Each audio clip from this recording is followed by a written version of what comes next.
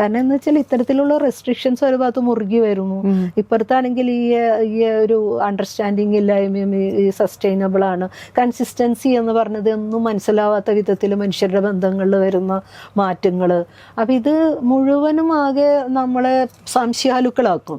ഇപ്പം അതുകൊണ്ടാണ് എന്താണെന്ന് വെച്ചാൽ എനിക്ക് തോന്നുന്നത്, ഞാൻ ഈ ചില കോൾ ഔട്ടുകൾ കേൾക്കുമ്പോഴേ സത്യത്തിൽ ഈ കോൾ ഔട്ടുകൾ സത്യത്തിൽ അത്ര പ്രശ്നമുള്ള കോൾ ഔട്ട് ആണോ എന്ന് ചോദിച്ചാൽ എനിക്കതിൽ ഭയങ്കര വിയോജിപ്പുള്ള ഒരാളാണ്. നമ്മൾ ഈ പറഞ്ഞ കൺസർവേറ്റീവ് ആയിട്ടുള്ള സമൂഹത്തിൻ്റെ അകത്തുനിന്ന് അടികൂടിയിട്ട് വരുന്ന മനുഷ്യരാണ്.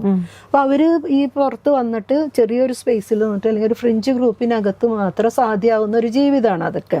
Live in relation or other relationship എന്നൊക്കെ പറയുന്നതൊക്കെ.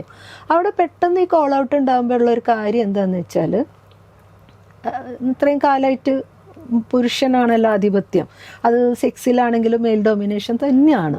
അപ്പോൾ അതുകൊണ്ട് തന്നെ നമ്മൾ ഇതിനെ പറയുന്നത് മാനിപ്പുലേറ്റഡ് ആണ് എന്നൊക്കെ പറയുമ്പോൾ ഉണ്ടാകുന്ന അധികമായ അപകടം എന്താണെന്ന് വെച്ചാൽ, സ്ത്രീകൾ ഒറ്റയ്ക്ക് ജീവിക്കാൻ അനുവദിച്ചുകൂടാ എന്നുള്ളൊരു ബോധത്തിലേക്കാണ് അത് പോണത്. കാരണം നമ്മളുടെ ലൈംഗികതയിൽ നമുക്ക് ഏജൻസി ഇല്ല എന്നാണ് പറയുന്നത്.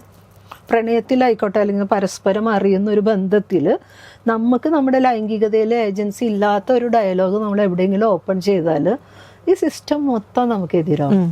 സ്റ്റേറ്റ് നമുക്കെതിരാവും, റിലീജിയൻ നമുക്കെതിരാവും, കുടുംബം നമുക്കെതിരാവും. അപ്പം എന്താ സ്വാഭാവികമായിട്ട് സംഭവിക്കാന്ന് പറഞ്ഞാൽ നമ്മൾ കുറേയും കൂടി റെസ്ട്രിക്റ്റഡ് ആവും. അതിന് അത്രയ്ക്ക് ഒരു വലതുപക്ഷത്തേക്ക് പോകുന്ന ഒരു സമൂഹമാണ് ഇവിടെ. കുറേ കൂടെ സൈലൻസിലേക്ക് പോകാൻ മാത്രമല്ല നമ്മൾ തീരെ ഒരു ചോയ്സ് ഇല്ലാത്തത്. അപ്പൊ നമ്മൾ എന്താ വെച്ചാൽ ഈ പേടികൾ അങ്ങോട്ടും ഇങ്ങോട്ടും വന്നു. ഈ പേടി ആണിനും ഉണ്ട്, ഈ പേടി പെണ്ണിനും ഉണ്ട്. അപ്പൊ അതാണ് ഞാൻ പറഞ്ഞത്, ആ ഓൺഗോയിങ് പ്രോസസ്സിൽ ഉണ്ടാവുന്നതെന്ന് വെച്ചാൽ വളരെ സെക്ഷലായി ജീവിക്കേണ്ടി വരുന്ന മനുഷ്യരായി നമ്മൾ മാറുകയാണ്. അതത്ര ഗുണകരമല്ല ആ ഒരു ജീവിതം എന്നാണ് എൻ്റെ ഒരു തോന്നൽ.